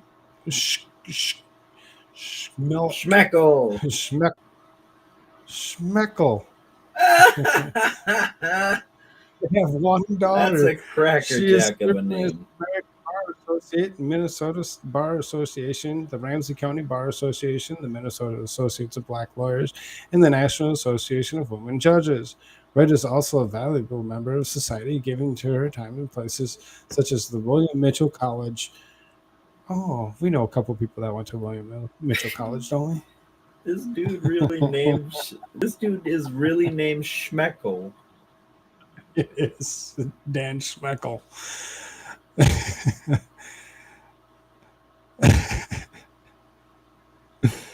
But he went to William Mitchell. This guy got. She went to William Mitchell College, which would have been the same place that Nick Rekieta went, and a couple other people that we know. The what was his name? Earl Grey. Yeah. So I mean, she's part of an esteemed, part of of that college that no longer exists. But this thing here is what caught me. I'm like, oh, an Ecolab executive, Dan Schmeckle. Really? He said, "You want to see my Schmeckle?" You don't say. Do you know what Ecolab is? No. Headquartered in St. Paul, it's an American corporation that develops and offers services, technology, and systems that specialize in water treatment, purification, cleaning, and hygiene in a wide variety of applications. It helps organizations, both private and, so I mean, it is what it is. I mean, it's obviously the guy's an executive and he's fairly well known himself, which could cause some controversy, potential controversy to go along with everything else. So I would kind of think that she might not get the position. That was my thought on that one. We could all be totally wrong. That's the fun of actually guessing and wondering. So then Eunice Cheryl Lee is a United States Circuit Judge in the United States Court of Appeals for the Second Circuit. Lee is born in the United States Air Force Base of Weisenbaum, Germany. She has received her Bachelor of Arts degree in Ohio State University in 1993, her Juris Doctor in Yale in 1996. It just says that she was born in 1970. So, I mean, that's she's either 51 or 52. I would hope they would actually clear that one up once and if she actually got appointed. I don't know why there isn't a specific birth date on that. So it says that she began her legal career as a law clerk for Judge Susan Delotte of the United States District Court of Ohio from 96 to 97. Judge Eric Clay in the United States Courts of Appeals in the Sixth Court from 97 to 98. 98 to 2019, she worked in the Office of Appellate Defender in New York City. From 2003 to 2019, she also served as the Director of Recruitment and Outreach for the Office of the Appellate Defender. She joined the Office of the Staff Attorney and was named Supervising Attorney in 2001. She served as an Adjunct Assistant Professor of the Clinical Law of New York University Law School from 2003 to 2019, teaching a criminal appellate defense clinic. Being her career is so minimal that it is, makes me think that she's not going to become close to even being appointed for it. But then we kind of move on to the Judicial Service, and it says on May 12th, 2021, President Joe Biden nominated Lee to serve as the United States Circuit Judge for the United States Courts of Appeals for the Second Circuit to the seat vacated by Robert Katzman, who took senior status in January 2021, the day after, Biden took office. Huh, that's not sus at all. Yeah. On June 9th, 2021, a hearing for the nomination was held before the Senate Judiciary Committee. On July 15th, 2021, her nomination was reported to the committee by 11-10 vote. Senator Lindsey Graham passed on the vote. She is the second African-American woman ever to serve in the Second Circuit, and the only judge with experience as a federal defender serving on that circuit. During Clarence Thomas's 91 Supreme Court hearing, Lee criticized Thomas in a letter at the Ohio State University student newspaper, The Lantern, accusing him of discounting the role racism plays in the contemporary difficulties faced by African Americans during their own confirmation hearing in 2021. She distanced herself from the contents of the letter. So she's very critical of Clarence Thomas to begin with. That could be a positive for her, maybe, being that Clarence Thomas is, who he is. So many people are kind of against his dissents. So I mean, it is interesting in itself. Oh, I'm sorry. I thought you respected black voices. But obviously she doesn't respect his voice. So only if it's the right political leaning, man. Right. On August 3rd, 2021, U.S. Senate Majority Leader Chuck Schumer filed cloture on Lee's nomination. On August 5th, 2021, the Senate voted 50-40.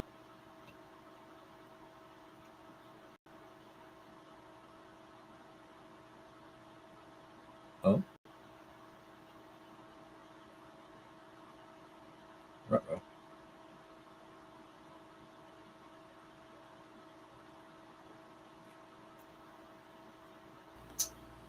Whoa! Yeah, It's my show now. Like I said. Welcome to Oz, bitch.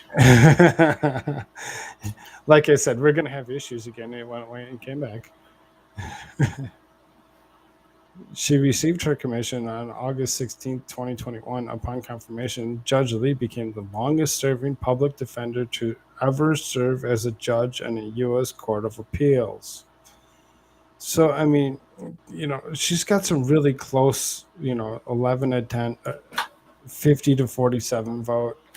I really don't think she's really going to actually be the person that would actually be thinking that she may be. Although she did have that issue with Clarence Thomas, so I mean, it might be something where, they would always vote against each other, which could be interesting. Oh, you already know she hates him. No, right. That's what I'm saying. She thinks that he's some kind of Uncle Tom, which isn't a fucking thing. There's just people with different opinions than you. Right. Exactly. So then next up was Candace Ray Jackson, Akawomi, born in 1979. Again, either she's 42 or 43.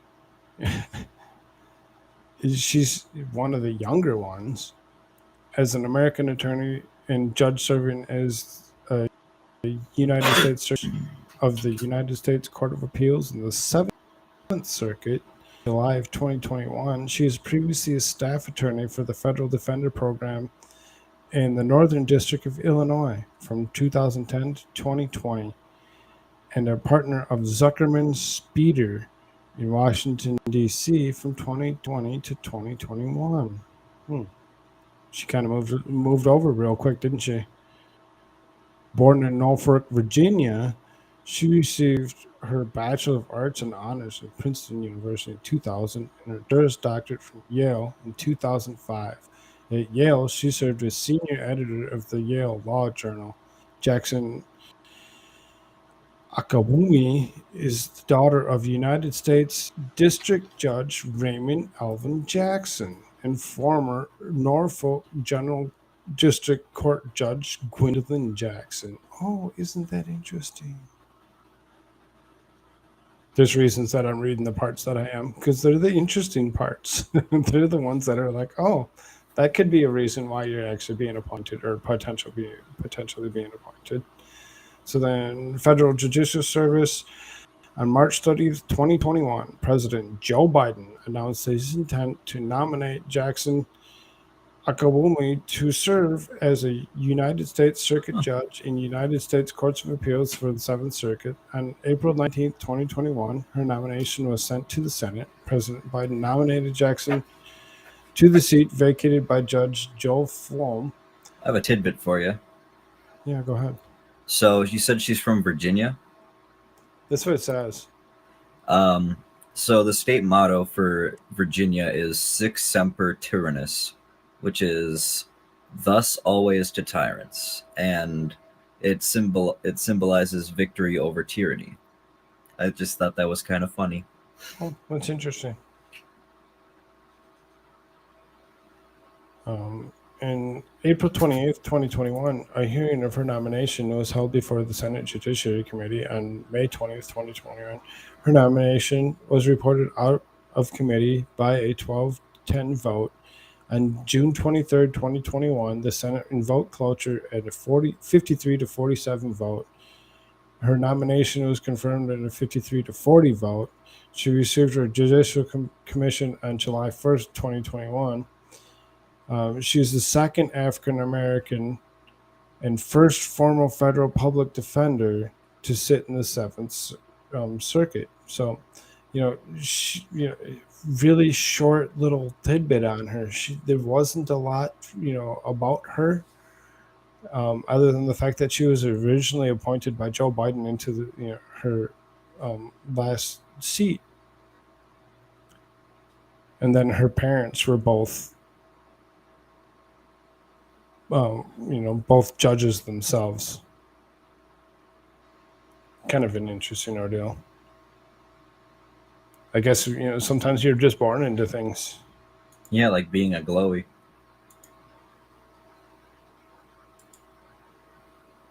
So then next one was this lady, Sherilyn Ifill. She's an American lawyer who's a law professor and president and director of the NAACP Legal Defense Fund. She is the Legal Defense Fund's 7th president since Thurgood Marshall, founder of the organization in 1940. Ifill is also a nationally recognized expert on voting rights and judicial selection. In 2021, Time named her one of the 100 most influential people in the world as its annual Time 100 list. We all know what Time is about. She's a little bit older than a couple of them. She was born in 1962. She's 59 years old, so she's got a little bit more behind her or whatever. But being voted up by Time, that's a kind of an interesting, potential that she could possibly be the one that gets selected for maybe not just the seat, maybe the next one that becomes open, because there's potential of other seats being open within the next 3 to 7 years, which is kind of scary in itself when you think about it. So the career: while in law school, Ifill interned for Judge Higginbotham the first summer at the United Nations Center of Human Rights. The second summer, her first job out of law school was a 1-year fellowship at the ACLU New York. She has served as assistant counsel for the Legal Defense Fund, litigating Voting Rights Act cases, including the landmark Houston Lawyers Association and Attorney General of Texas.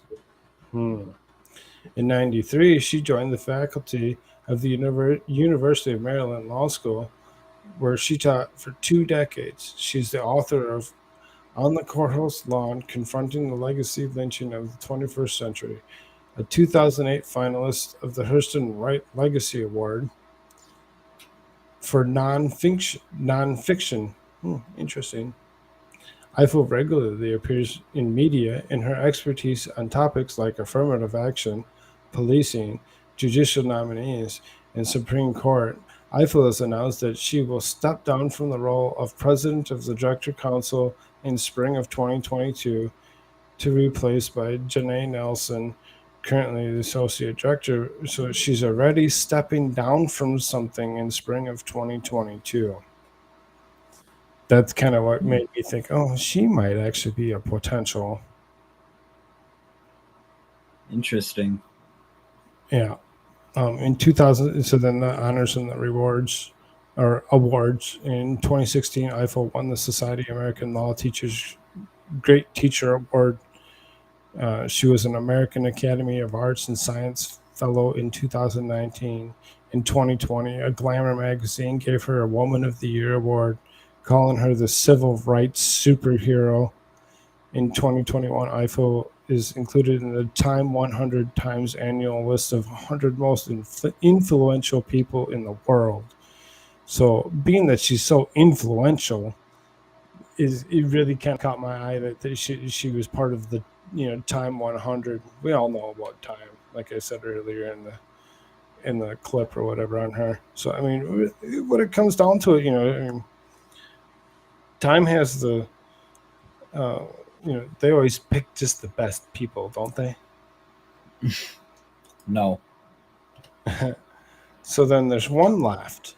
The one that's left was not on CNN's list of potentials, but I still think would probably be a very big potential.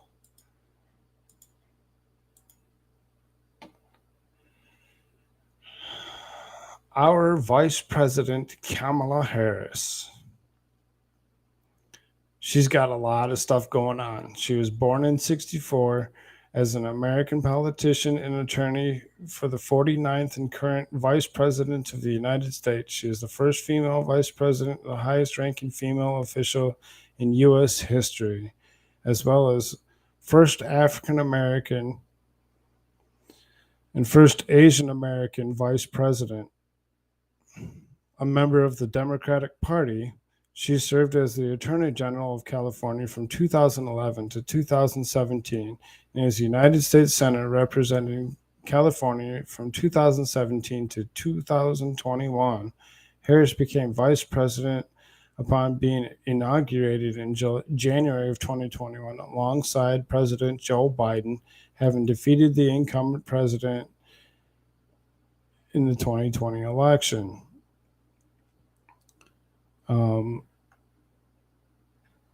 She's born in 1964, so she's potentially one of the older ones as well out of the group. You can tell I kind of stopped. She was born in 1964, so then she'd be, in her 50s. Either way, you notice I kind of stopped on this one here. It's saying that she's the first African American and first Asian vice president. Mm-hmm. She says she's a lot of things. Yeah, she's right. She says she is a lot of different things. Born in Oakland,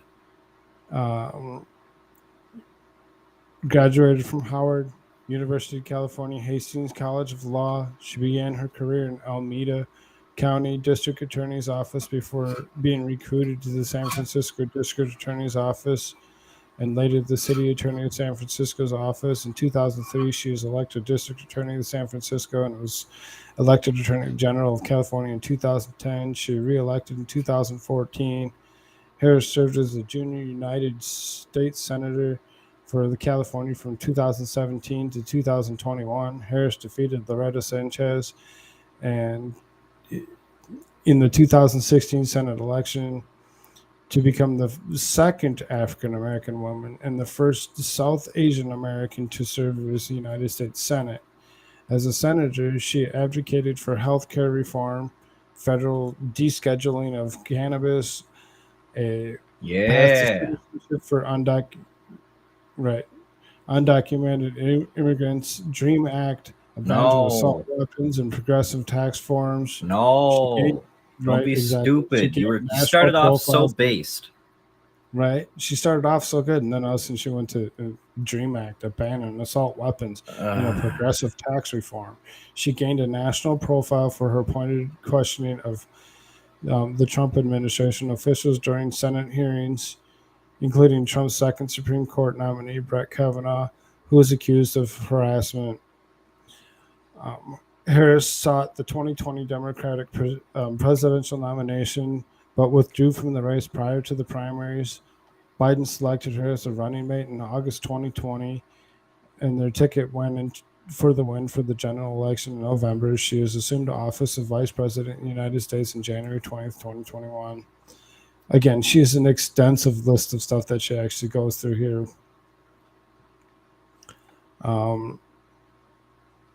I'm not going to read all this. There's a couple things that kind of... Harris's father, Donald J. Harris of Stanford University, professor of emeritus of economics, arrived in the United States from British Jamaica, Afro-Jamaican descent. Her mother, Shamala, an Indian biologist who worked on the progesterone receptor genes, stimulated advances in breast cancer research. She arrived in the United States from India. Wait. So she's Indian, African, Asian, and Jamaican. Right. And British too. Is she also an Inuit super Navajo Indian? Right. India and Jamaica. Afro-Jamaican descent. So, I mean, I guess. Where's the Asian come from? You can claim what you want to claim. Well, maybe India. I don't know. That's the perplexing. That's why I freaking highlighted it at the top, because once we get down into where she actually comes from, it really gets kind of interesting.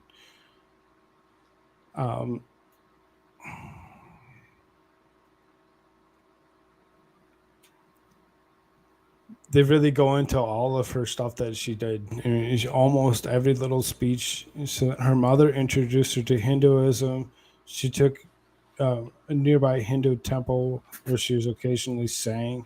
As children, she was a sister who visited the mother's family in Madras. Several times she says that she was strongly influenced by her maternal grandfather, who is this guy who retired an Indian civil servant whose progressive views on democracy and women's rights impressed her.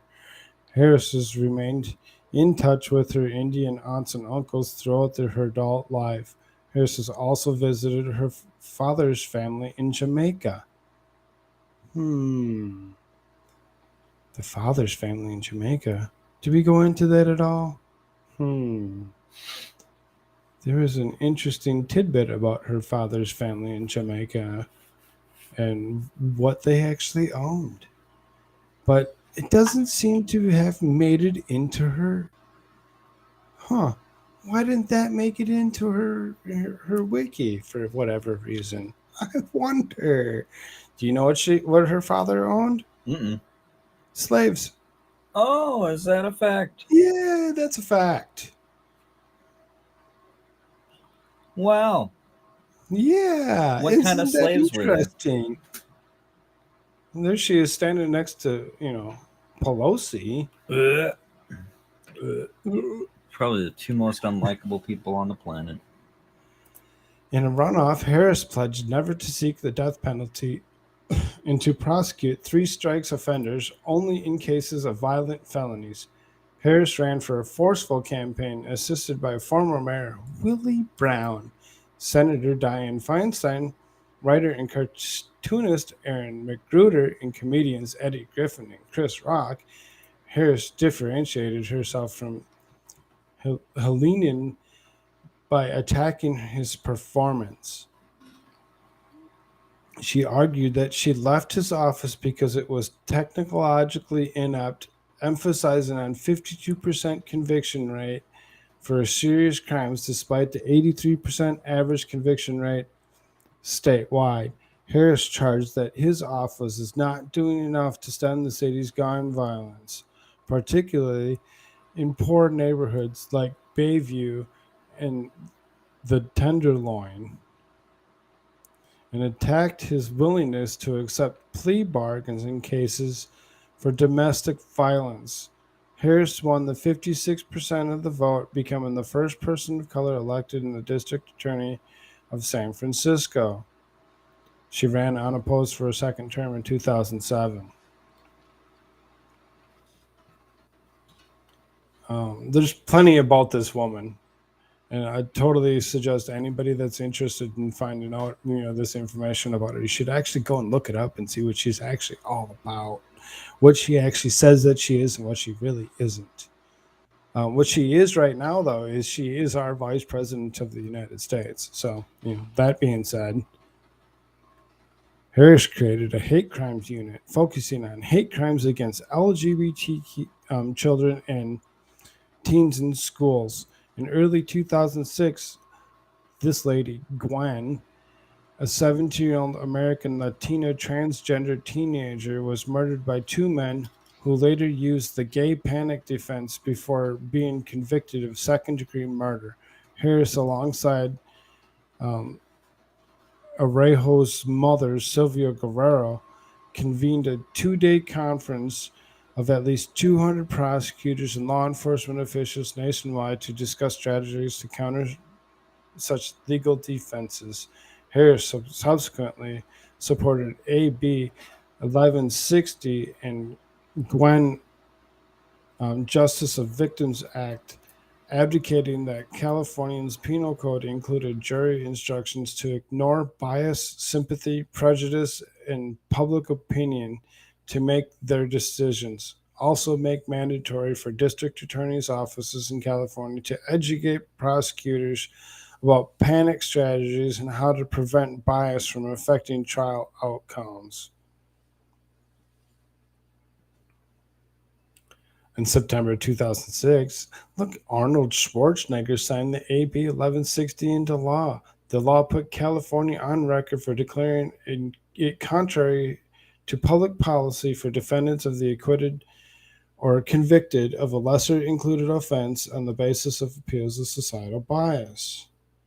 This lady has so much going on. Here's her death penalty stuff. Harris has said life imprisonment without parole is a better than more cost-effective punishment than the death penalty, and has estimated that the resultant cost savings could pay for thousands of additional police officers in San Francisco alone. So, she was against the death penalty, which, I guess you can be against certain things. There's a lot in here, though. This one, I seriously did not go through all of it to actually pick all of it out, because I picked out the little bits and pieces that I thought were necessary for, the U.S. to actually know. Any of my viewers that are out there that are actually viewing us, it seems as though I had a couple people watching for the majority of the night. You should definitely take a good look at this and actually see what her track record's actually like. It's very, very interesting and very, very lengthy. I had a hard time going through this one. As interesting as it is, I really had a hard time, keeping with it or whatever. I had to walk away a couple times. She liked to lock up black people for smoking She weed a really lot. did. And she kept them, longer than need be or whatever to, keep them out, fighting um, forest fires in California. So she put them in dangerous positions or whatever.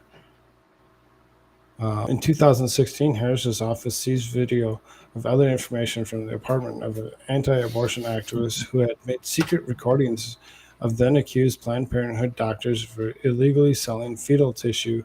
Harris was announced that her office would investigate the activist in the summer of 2015. She was facing increased criticism for not taking public action by the time Planned Parenthood filed the lawsuit against the activists. So she's totally for them, but against the activist that's against them. Of course. She's for the New World Order. She wants all the babies dead. Of course. Right, exactly.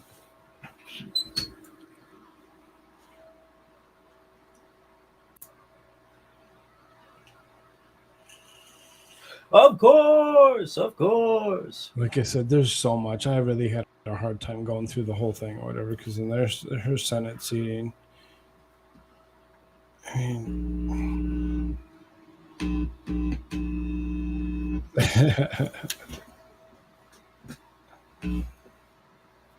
I'd really suggest anybody that is interested in looking at this actually go and take a look to see what this lady is all about. Electing somebody for a position for a lifelong appointment. You really have to think about it, because if she gets that appointment,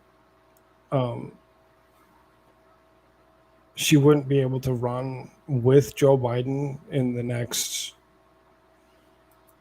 2024. She would be deselected for that. Somebody else would have to be selected, which could be a okay thing, maybe, depending on how things actually occur. And Susan, we're not debating if these people are our president or not. We know Joe Biden is our president, and Kamala Harris is the vice president of the United States of America. Blah blah blah. But yeah, super long and lengthy. She just so much that she had done, throughout her career. Oh, look at Douglas Emhoff. Isn't that interesting? So anyway, that was the last one that I actually had. I didn't have anything else for tonight. We're over 2 hours right now, which is a good run. Yeah, it's actually a great run time. I love the 2 hour mark, because now I can call our lovely dear Susan a horse-faced pony soldier. So then you see there, Harris is a multiracial American and a Baptist. Isn't that something? So she just, picks up and does whatever she wants to do whenever she wants to do it. And then when it's not convenient for her anymore, she throws it to the wayside and pretends it doesn't exist. Right. You're like, no, that never happened. We see through you. We totally see through that lady. So, that being said, why does this switch us? I'm in charge of the show now. Oh, I know. That's why it switched us, is because it actually went away, because you were the only one in the stream for the second. Yep. Yeah. So, that being said, don't forget to support America Shirts. America Shirts are first.com. The most based shirts on the planet. The most based shirts on the planet. If you actually put in promo code Koolfrogg, that's KOOLFROGG, you do get 15% off of anything in the store. That being said, Jimmy, you want to take your turn? Yes, you can follow me at Jimmy YouTube here on YouTube. Or you can follow me on TikTok at the Atlas Pass for some amateur art and anime clips. Or you can follow me over on Twitter at RealAnimeRich _, and capitalizations. Yes, folks, all those links are down below in the description. If you'd like to help me out and follow me in any way that you'd like to follow me, you can actually go to a Linktree /Koolfrogg. That's KOOLFROGG. If you want to help me out immediately, you can actually go to buymeacoffee.com/Koolfrogg and, support me any way you'd like. Anything that's commented in buymeacoffee.com will be read live the next day. Anything. I do try to check it on a daily basis, just in case. That being said, say goodbye, everybody. Goodbye.